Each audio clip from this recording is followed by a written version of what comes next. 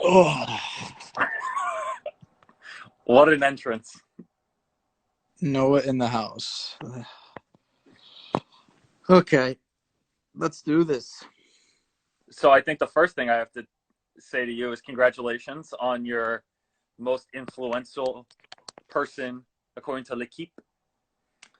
Yeah, I mean, to be honest, and I'm sure we're gonna do a lot of joking around on this one, but yeah, that was actually pretty cool. That was actually pretty cool.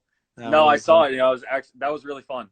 I was looking at the list and it was as one of like the most influential newspapers out there too around the world. I felt like yeah. that's how'd you find out? Did someone like text it to you or did they let you know beforehand? Found out actually from a few random people through WhatsApp, like players and like agents from Europe, and then found out through the guy that I did an article with on L'Equipe a few months ago. But Okay. like it was one of those few things that I wasn't like warned about or told about before. So when I Oh saw it, I wow. was like, oh, this is like actual like a small award for what I did, which was kind of cool. If they actually send you a trophy, I would like to see a picture of it. I would That would be really funny. I'll make my father make me one. Out of what? Wood? Yeah, it's a tough time right now. Just wood carving. That's something you Uh, have to learn now. how are you? Where are you right now? Home? I'm at home. There's nothing to do. I'm literally. I mean, like, what else do you expect? Yeah, I'm actually busier than ever, but I still have some cabin. I'm starting to get some cabin fever. I mean, there's a few good things. I mean, I get to enjoy my place that I like just got last year and haven't been able Mm-hmm. to enjoy it. And my girlfriend and I are basically living together. You know Jamie Yeah, pretty well, and that's nice. been a good thing. So yeah, it's been interesting. I mean, we've basically gone out 4 times in 3 weeks. Oh God. Yeah, I mean like out like where we actually went somewhere. Yeah, But we've been outside. The weather's been actually pretty nice some days. Some days gorgeous. I mean, I almost we're like missing seasons at this point. We go I know. outside like summer. It was summer like 2 days ago. Now it's fall again. It was 70. Now it's 30, and it's windy and rainy. It's I unbelievable. I still. Are you still playing tennis on the street? Also, who are you playing tennis on the street with? So so I got an apartment basically. So it's a Okay. 4-story house, but that is basically chopped in two. So there's no shared space, and I have the first floor and the basement. So the Okay. guys upstairs I actually became friends with, and we play whatever, we play football. But then I just took out a racket and I just started messing around. They're like, let's catch a serve. Like let's just see if we can Let's do it. just. So actually, we just all bought baseball mitts and gloves and balls and everything to mess around with. So once that comes, like they were throwing me balls and I was hitting forehands and they were catching it. Like that's what I was doing for like a half hour. That's actually kind of cool. Yeah, it was fun in the Like, street and just messing around. But that was the first time I picked up a racket in 3.5 weeks. I mean, since I saw you and then you was. how's it feel? Rusty? It's just, I mean, it's not. Yeah, it just doesn't feel good. It's rusty. It just doesn't feel good. I mean, like I can, as soon as I hold the racket, I can almost envision hitting a ball, Yeah. and it just doesn't. I know it doesn't feel good. It needs some time. Luckily, I have 6 months, so we're okay. Yeah. I mean, it's. I just can't believe how long this is probably going to take. I mean, I think we'll see some changes in the world in June-ish. I don't see Mm-hmm. tennis going back until 2021 though. Neither do I. I I mean, said I'm going to the U.S. Open right now. the rumor was if this was to finish by the scheduled per se thing, it would the first tournament up would be the City Open, I think. Now it would be like Newport. Oh yeah, If because it would be the week before. Yeah, if I'm not mistaken, I think it's the Newport, Rhode Island ATP, which will be stacked if it's actually taking place. But it's good luck. Imagine it Yeah, becomes Wimbledon for everyone. honestly, I mean, I'm sure there's challengers in Europe, but yeah, I mean, it doesn't even matter. I can't assume we go back this summer. I just can't. I, I'm using a piece of wood to hit against the backboard, but I can't even hit a forehand off it because it's leaned up against the fence. So every time I hit it, it's going to go 4 feet behind me. Oh God. I also tried to catch the ball over my house, and it doesn't work. I actually ate shit and ran into my little sister who was filming. I really have no comment for that. Yes, you do. You just can't say it here. I'll let everybody who's joining just chime in on that one. How was learning to be a vet today with your girlfriend? It was good. It was good. Yeah, I mean, she's far smarter than I am, and it's proving it every single day when I listen to these god-awful lectures. How do you listen to it at like 2 times the speed? I feel like I would kill myself. I told you, I can't even listen to half the speed. This probably just makes me feel illiterate, basically. It makes me feel illiterate. And So she's why'd you doing the bring me on assault bike today? with you? What? I You was first. going to ask why you brought me on today. I wanted to talk to you and just have an intelligent conversation with you. I didn't know if you had any specific questions. No, I mean, listen to you, talk to you, be a friend of some sort, if we're friends. We are friends. We are? Wow, that's more than I've given to a lot of people. I know, it's shocking, right? Yes, shocking. How's the assault bike going? It's good. I got mine early, so I've been doing mine for a few months. I mean, obviously we've been training on it for a while, but I got mine in my house a few months ago. There's a lot of other guys. We have a group chat that just got it in their houses recently. Like Taylor Fritz that we're in a group chat with, like Taylor Fritz, Ernesto Escobedo, Marcos Giron, and then Brent Salazar, who's the trainer at nice. At the USTA. But like they're so trigger happy right now, so they're doing it like every 2 days and like insane workouts, and I'm like, that's all fine and well, but like you're not going to be able to maintain this for 6 months. Zach Mitchell. Yeah, I know. I saw it too.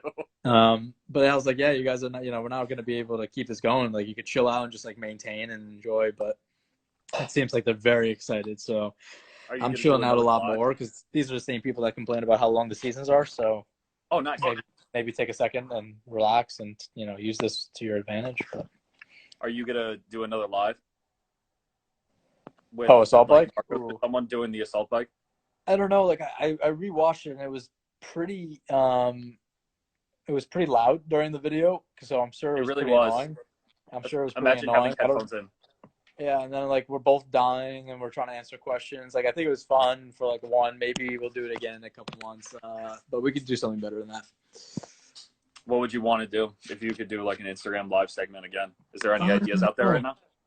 I don't know. I think people just like asking questions. I think just allowing people to ask questions, but it has to be something more creative. Like, I would play tennis on the street again or something like that on a live. That would be fun. Or just do a circuit.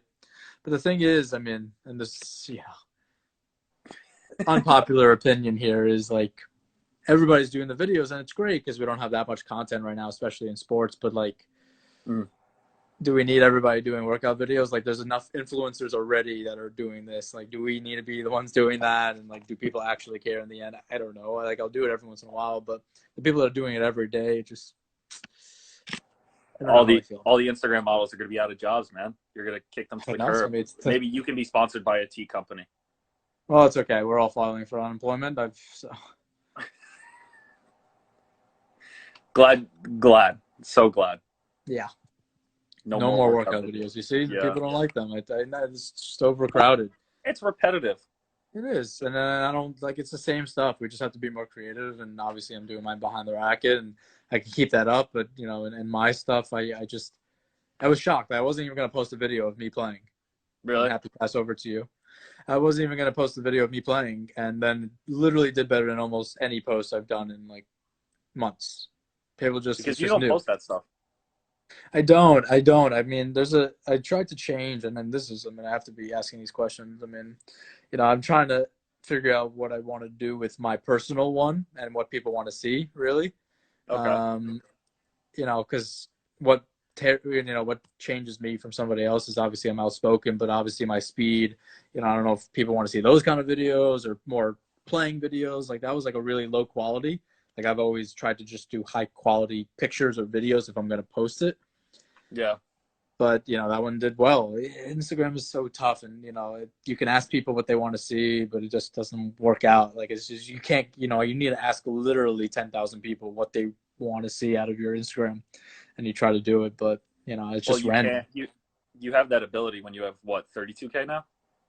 Yeah, but still people don't interact and then you have to be a part of it somehow. And it's tough. It's tough because that's the way, you know, I try to market myself. And obviously behind the rack, it's improving. But, you know, Noah Rubin, unless I do something on court or like an article like that comes out, it's just, Mm-hmm. you still don't have, you know, the jump in followers that you're always looking for.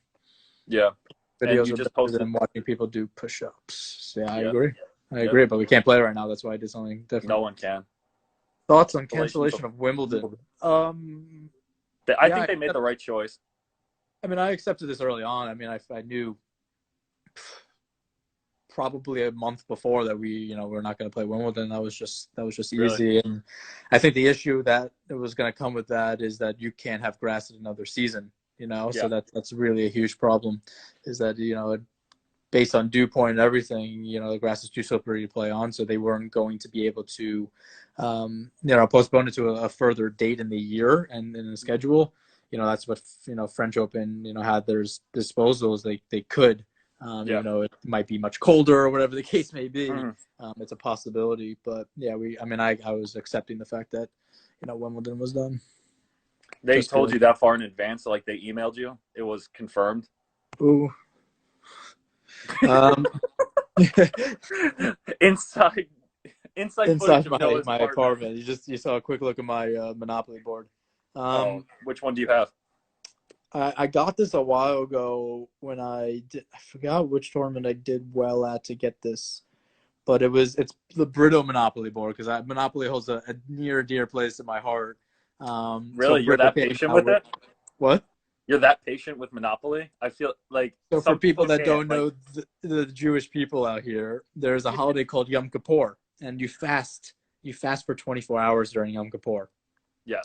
And, you know, I'm not that religious, but it's a thing we do with our family. And Mm-hmm. so when I'm with my father's side of the family, we are like 18 hours into not eating, and we play Monopoly, and I'm like flipping boards. We're all Everyone's starving. done. We're already cooking. My grandmother's screaming at me and cursing at me that I'm cheating in Monopoly. Like, you know, this is stuff that I don't need, but you know, it holds a near place. And I saw Brito came out with a glass Monopoly board based in Miami, so I had to get it after one of the good ones. Well, yeah, you're a very high classy man, so therefore you have to get the. Yeah, a broke, high classy man, but I'm doing what I can. And I Someone did not actually see said the McDonald's one yet. I do want to see the one on HBO though. that would be good. Someone actually a question that said, "Have you grown from behind the racket?" Have I grown? I'm guessing they mean as a person, not Yeah, physically. like I haven't grown since I was. no, they're waiting for you I to know. have your growth spurt because you're like 12. Yeah.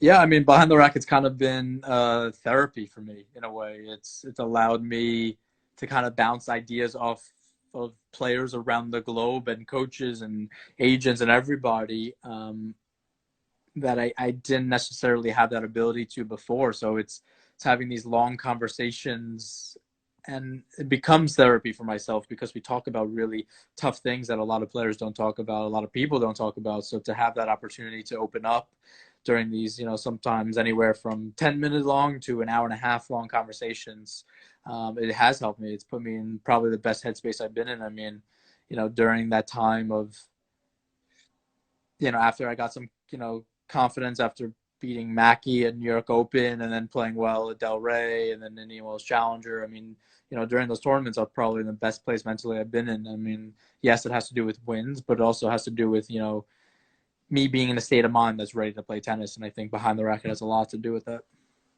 I think, yeah, because I remember when we first met, it was Cleveland of 2018, and right, yeah, and it just seemed like you weren't happy with where you were, and behind the racket seemed to make you happy no matter what when you started doing it. And Yeah, Mike I think said it it helped too, a like lot. it's your therapy. Yeah, I think it helped a lot. I mean, obviously I had kind of my biggest breakdown in tennis was French Open last year when I almost basically quit. And that was still during behind the racket, but behind the racket wasn't, you know, where I wanted to be at yet. And I didn't know really where I wanted to go with it. But, you know, when I figured out how I wanted to take behind the racket and where I want to, you know, push it in the directions I want to go with it in, it seemed to mesh with, me feeling better on the court as well, was come to terms with happiness and putting happiness first and on a pedestal, and then going from there. What's your Ultimate ultimate goal in tennis goal? tennis. Yeah, I think, and I think these past couple wins, obviously Pui helps. I mean, beating Lorenzi was a big deal for me. The revenge win. Because I cramped against him in Tallahassee Sarasota last year, and I lost to him in New York. But those wins kind of gave me some confidence, and I think allowed some of the haters to, shut up, because I think there was a lot of talk about me quitting tennis, not wanting to be a part of tennis, and me complaining about tennis so much that, I wasn't good at the sport. And then that was kind of the overall theme. So with those wins, it kind of shut them up. And then it showed me a little bit too that, this is still what I want to do. I love the sport of tennis. I always did. I mean, anytime I talk negatively, it's because I want to see tennis evolve. So it took some time to accept how I wanted to go about playing in the system. And, it took some time for that, but, I want to be top 100 in the world. And I still think without a doubt I can get there. But hopefully before then I change the system of tennis. So what's the direction you're going in right now with BTR? I think it's probably, it's probably three different directions that I haven't taken necessarily right now. Obviously, continuing with the podcast is a huge thing. That's just a way to get the word out, and I love, love doing it with Mike. Mike's a character. So we just posted another one with Rajiv Ram. That was actually really, really good. Really good. I think the overall goal, my goal, which I think tennis does a really poor job, is cross-pollination and multi-platform marketing, is finding different areas, whether it's art or music or this or that, to really spread the word about tennis. And that's what I want to do with Behind the Racquet. So with that said, do you see what I'm looking at? Yes, I do. Okay. But with that being said, I want to do a clothing line. I'm working on a documentary. Those are probably two of the biggest things. And then the largest one is obviously in the mental health world, which I'm trying to move in, a few directions with that. But obviously give players an opening to really open up to a therapist. They might think I'm one, but I'm really not. And, so there's definitely more than a few ways I'm going about this right now. But who else do we got? When are you going to play with Darren King? I mean, he's not to, I have no idea. He's I don't know when I'm playing tennis, but he's actually recovering from surgery. So he had a surgery, and he's feeling okay. It's going to take some time. Obviously, this is not a bad time for him to be relaxing. So hopefully he'll be back when the season commences, whether that's September or 2021. So, and also, before you say anything, the guys from Game to Love podcast say you owe them $200. Is this on this, or is this separate? This is they said it earlier before you came on, but I'm just gonna call them out either way. Am I missing something? Yeah, they made a bad bet. One of those guys. Sorry to hear that. Could not care less. Could not care less. Is BTR profitable? Right now, no. Right now, we're in the midst of making, of course, going in 1,000 directions. And, obviously BTR was not built to be profitable. BTR was built to have kind of an impact on people, obviously starters, specifically in the tennis world. Is that something that is going to be in the future? I have no doubt in my mind that it can be extremely profitable with the direction I'm trying to take in the next year or two, which is why I got a team together, which is why I have a lot of people on board, and it's really exciting, and I have a lot going for it. And, not that I've wished for a pandemic by any means. No one has. So save your Twitter hate, but this time has given me, some good time for people. Everybody's on the couch doing what we're doing, so to help, push Behind the Rack in the right direction. This has actually been a really good time for that. I've done 3 to 4 interviews a day for Behind the Racket, and 2 to 3 of people interviewing me. So it's really helped spread the word and get it out. And, I've had a lot more interaction on Behind the Racket. Like Bautista Agut today is doing better than any post I put up. I mean, it's, people are really interacting with it. To be honest, it's an incredible story, and for him to persevere like that was remarkable. And obviously, you have a name like that who's a top 20 player, and it's just I didn't expect to do that well, but it's cool to see people supporting him. That's interesting. How many futures do you have to win to jump up to challenger level? do you think? Or like, how long did it take you to I do am that so transition? bad at knowing this new system with ITF, but I think it's a similar idea. I think to be consistently in the challengers, you probably have to win like five. Really? Yeah, I would have to That say gives you five enough points to get to main draw of challengers? to be at least 75% of the time main draw challengers with the new 48 draws, I would have to say. But again, I don't know this ITS system that well. I know that it's screwed up in a lot of ways and it's hurt a lot of players, but I think it's somewhat similar in that aspect. All I know is I'm 0-6 in futures finals, and that always hurts. But you did pretty well in challengers, and you're still doing well in challengers. So we're going to look past that. I What think else have we got? your dream guest, I think we're still waiting for you to ask Roger to be a guest on BTR. Yeah, I think, Roger, any of those top guys would be huge. Obviously, Roger. Kyrgios is always a top one because he's just a topic of discussion. He's agreed to it. It's just the right time and place for him. Yeah, I think those are the two guys. But there's 1,000. I mean, I have hopefully Venus. She actually agreed to it, so hopefully in the next week or two she'll be on, which Perfect. is a great one. So That'd be huge. to get either of the Williams sisters and or both is obviously incredible. I mean, what they've done for the sport. I did a really cool one. I mean, obviously Coco Gauff is a talk of the town, and she'll Yeah. be up. She'll be up soon, so that would be a Good. really interesting one.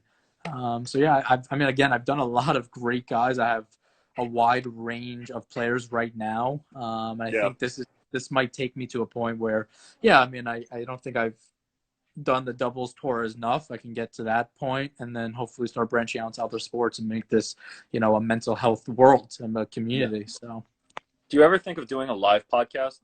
Have you ever seen like kind of doing that segment, or people doing it live on Twitch or live on YouTube to kind of? yeah, I do. I think we do. I think at times we enjoy, with the post production, what we do just to make it sound good, because we are, when we're doing our podcast, we're sadly in 3 different locations. That's why, we can't bring you that much live video feed or pictures because, it's, like Rajiv's taken, for example, Mike's in Oklahoma, I'm in New York, and then Rajiv was in California. It's difficult to get all of us, in the same place and, doing like a live one like this or whatever the case may be. But I think for Mike and I think it would be cool for us to possibly do like a Instagram live podcast where we kind of just going through it and talking to people. But how do you feel making a change? To answer, yeah, the reaction when I saw, it was pretty crazy. Again, that was something that I wasn't a part of. That was just, I just saw, nobody asked me interview questions or anything. Somebody was making this list and thought about putting me in.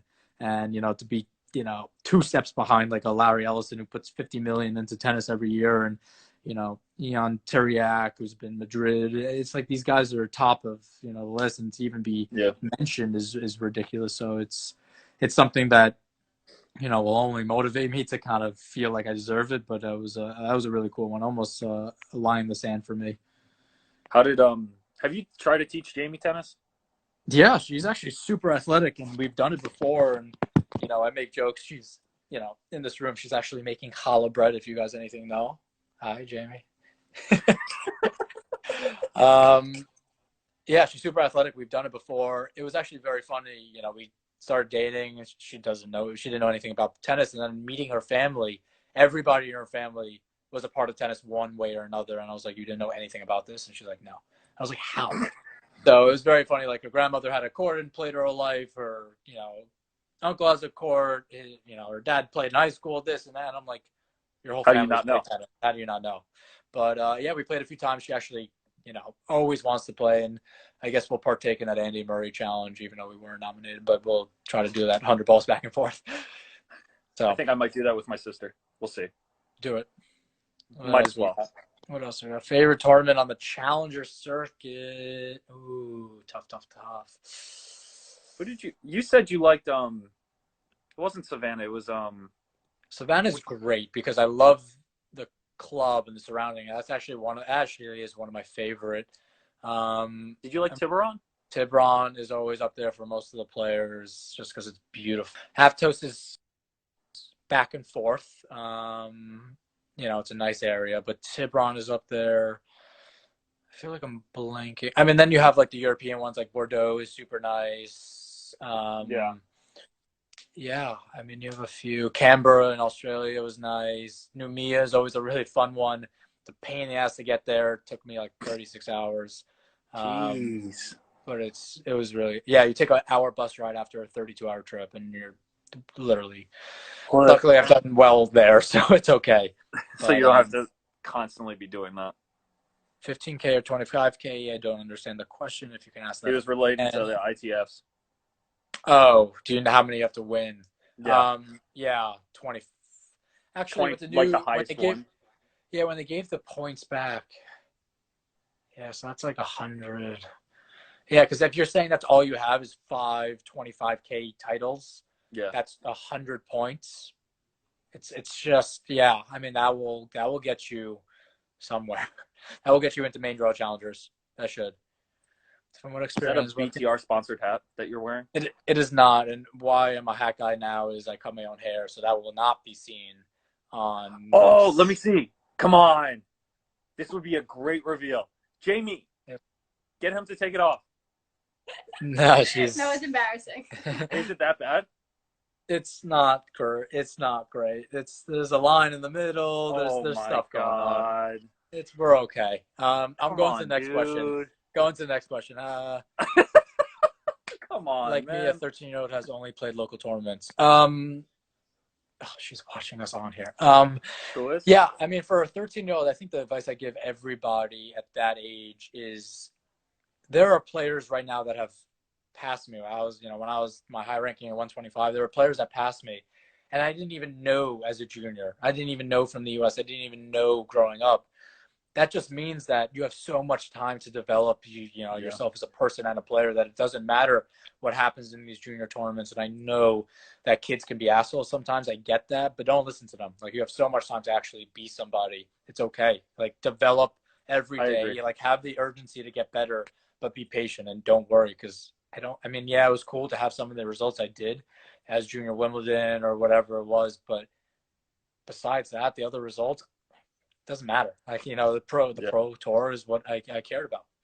Did you when did you find out about ITFs and juniors?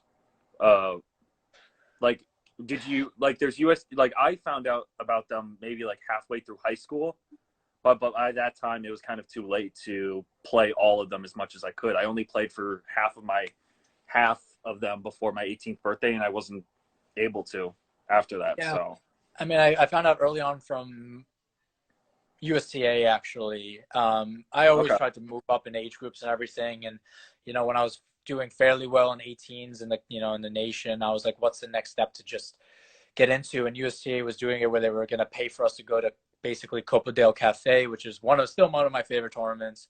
It was in Costa Rica, and I played the quarter semis and finals in front of like 4,000 people. It was like a festival right next to it. It was really, really cool. That's sick. And I was fortunate enough to win that tournament. That like boosted my ranking, and with a few other results, that's when I got my career high when I was 15, 16 at, number 6 in the world.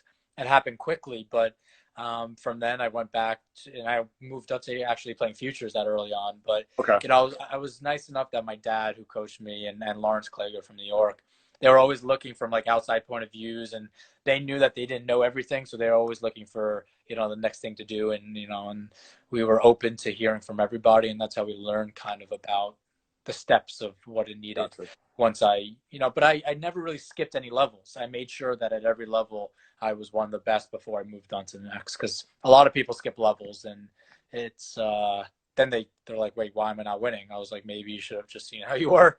Exactly. The 16s or the 18s, whatever the case may be.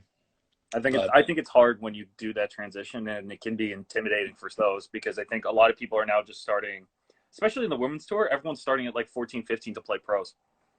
Yeah, I think it's difficult, and people skip college. With some people, it's good for. Other people, I think you have to see if you're better than the college players. There's many people that are like, I'm ready to go pro, and then they don't. They go to college, which is great, but they play like 4th in the lineup and break even at the end of the year. And I'm like, that's all fine and well, and I'm glad you actually chose that route. But here you are, you almost went pro, when you have to see where you are, because at 4th in the lineup, you're not necessarily ready to take on the pro tour yet. So yeah. But to answer this question, TV show on Tennis Channel, I was actually shut down. I was working with the Tennis Channel. I was shut down by the ATP for a show because Really? they were worried about their appearance and what they looked like, and they were worried about how they were going to be portrayed because through Behind the Racket, it highlights a lot of the issues within the sport of tennis, which is obviously due to the ATP.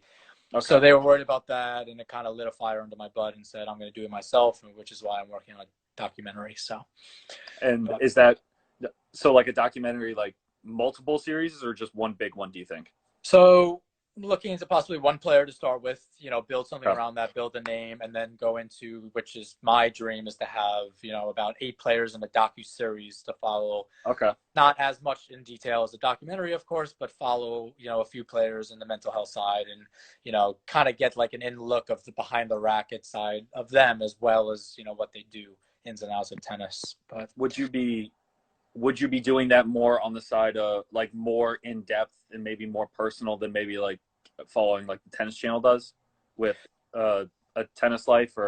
And look, you don't have to comment on it.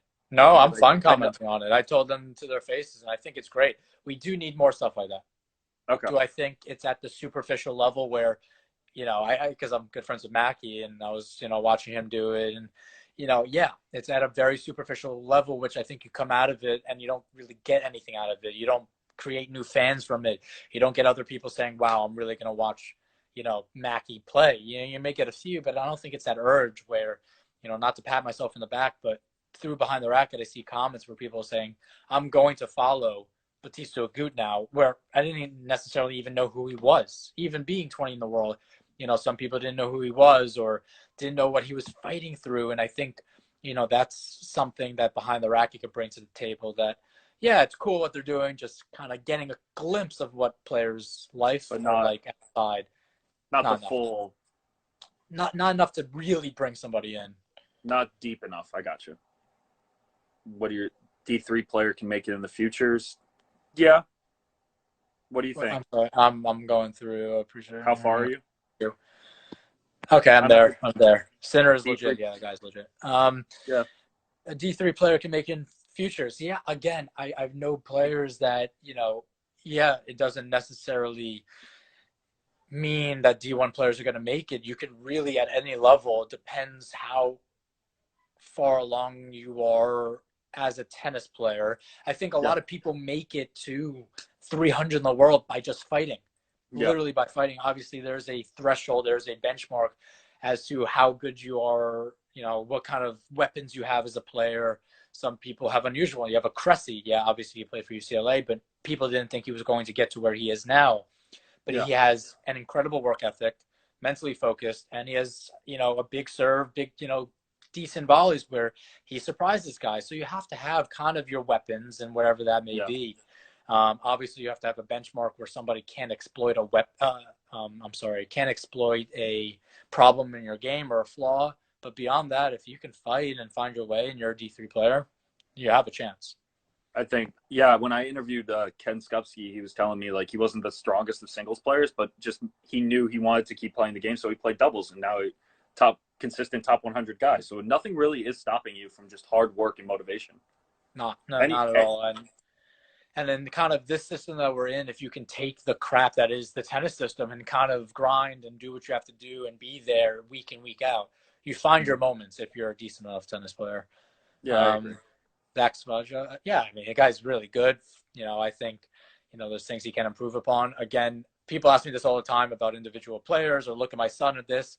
You have no idea how many barriers you have to go through to be a professional tennis player. And I'm learning them each and every day because I'm still young.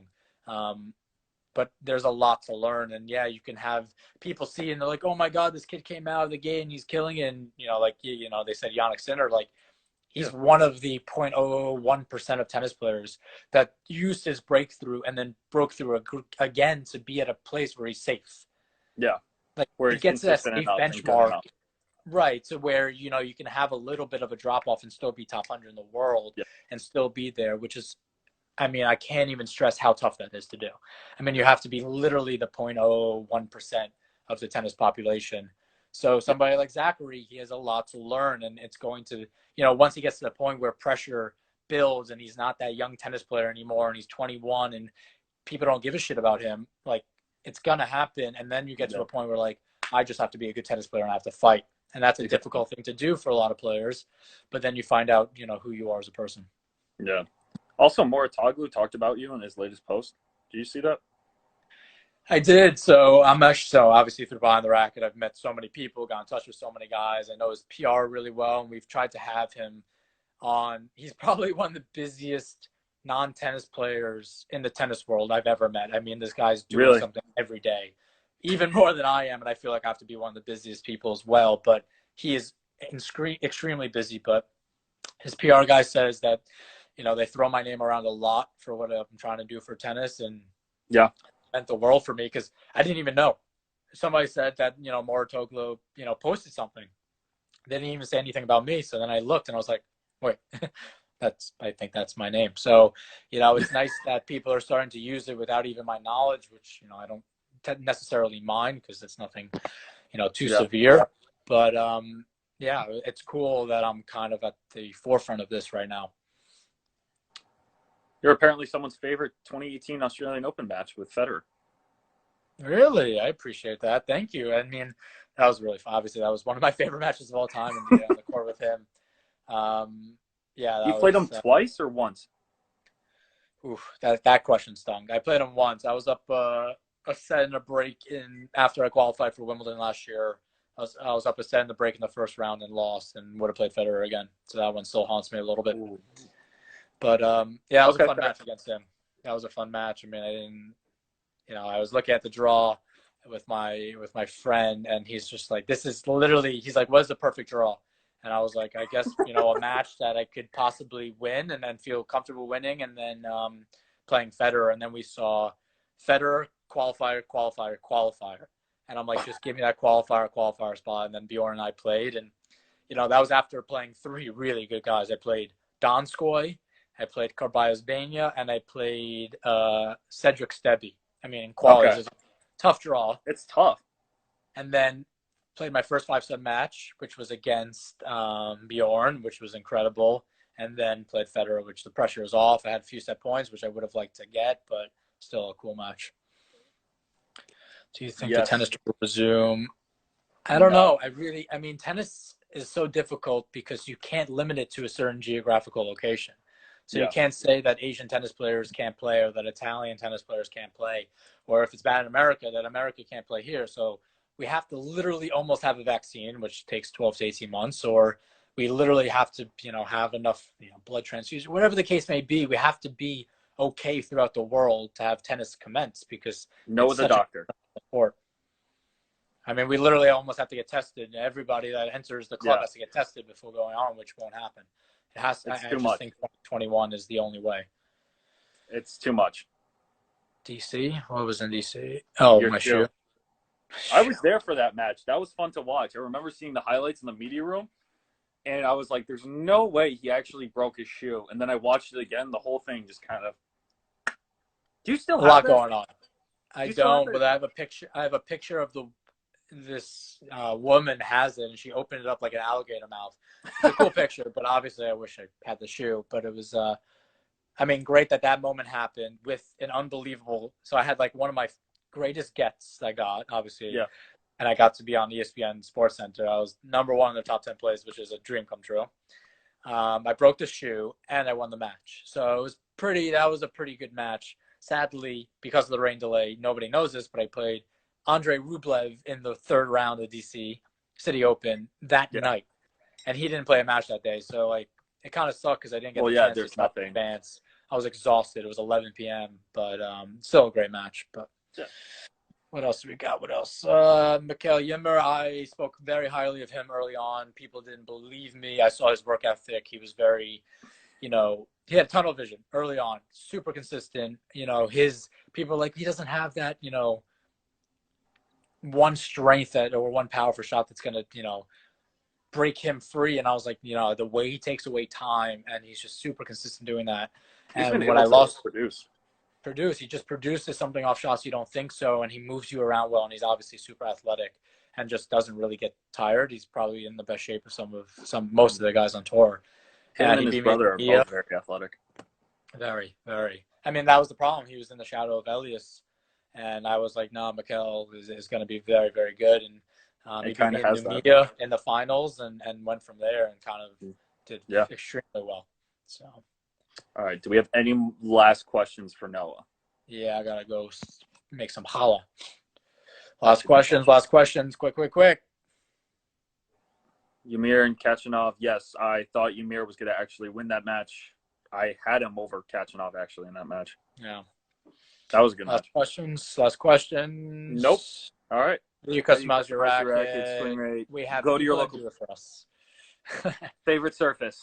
Favorite surface is the last question. When I was growing up, it was red clay. My best results are on hard, and obviously, I love playing on grass. So that's your answer. As small as I am and as athletic, it kind of translates to all surfaces with not giving me enough pro on any surface. So that's okay. Perfect. Well, Noah, thank you again for doing the live stream. Have fun with your making of food. Thank you for having me. Have a good one. No problem.